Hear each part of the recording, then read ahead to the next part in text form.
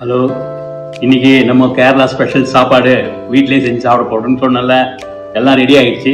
அது என்னென்ன டிஷ்ஷு கேரளா டிஷ்ஷுன்னு சொல்லிட்டு பார்க்கலாம். ஏதோ எங்களுக்கு தெரிஞ்ச வரைக்கும் செஞ்சுருக்கிறோம். நீங்களும் பார்த்து கமெண்ட்ஸில் எதனா விட்டு இருந்தா சொல்லுங்க. முதல்ல எடுத்தோடனே மரவள்ளிக்கிழங்கு அல்வா.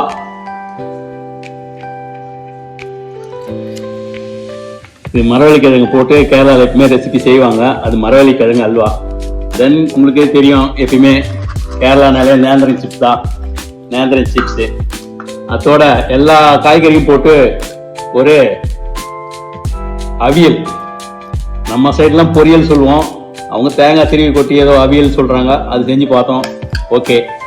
அந்த நெக்ஸ்ட் என்ன பண்றோம்னா, நம்ம இந்த பீட்ரூட்டை அவங்க அதிகமாக யூஸ் பண்றாங்க. பீட்ரூட் பச்சடி. பீட்ரூட் பச்சடி பார்க்கறதுக்கே நல்லா செமையாக தான் இருந்தது, ஓகே.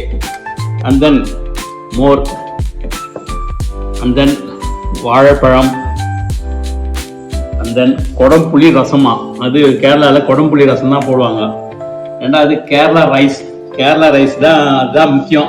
நம்ம சாதாரண பொன்னி அரிசி சாப்பிட்டு நமக்கு பொதுவாகிடுது. அதனால இப்போ நம்ம கேரளா ரைஸ் நம்ம டேஸ்ட் பண்றோம். முக்கியமா அவங்க இந்த ஜீரக தண்ணி இல்லாம அவங்க சாப்பாடே சாப்பிடுறது இல்லை. ஃபுல்லாவே சாதாரண குடிக்கிறதுக்கு கூட இந்த ஜீரக தண்ணி தான் யூஸ் பண்ணுவாங்க. ஆனா அதுக்கு உண்டான பலன் அதில் கண்டிப்பா இருக்குது. அதோட இந்த கடலைக்கறி, ஓகே. அண்ட் தென் சாம்பார், அவங்க டைப் சாம்பார். எல்லா வெஜிடபிள்ஸும் போட்டு அவங்க நம்ம வைக்கிற மாதிரி தோரம்பருப்பு வைக்க மாட்டாங்க. அவங்க பைத்தம்பருப்பு இது பருப்பு எல்லாத்தையும் கலந்து போட்டு வைக்கிறாங்க. அதே டேஸ்ட்டை நாங்கள் செஞ்சுருக்கிறோம். இதோட தயிர், ஒரு அப்பளம், பருப்பு பாயாசம். பருப்பு பாயாசம்னா பாயாசம் நம்ம சாதாரண ஜவ்வரிசி சேமியா எல்லாம் போட்டு செய்வோம். பட் கேரளானும் போதே அவங்க பருப்பு பாயாசம். நம்ம சாதா வாழைப்பழம் சாப்பிட்றோம், அவங்க நேந்திரம் பழம் சாப்பிட்றாங்க.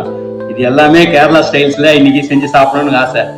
இது எல்லாம் சாப்பிடலாம், சந்தோஷமா வாங்க.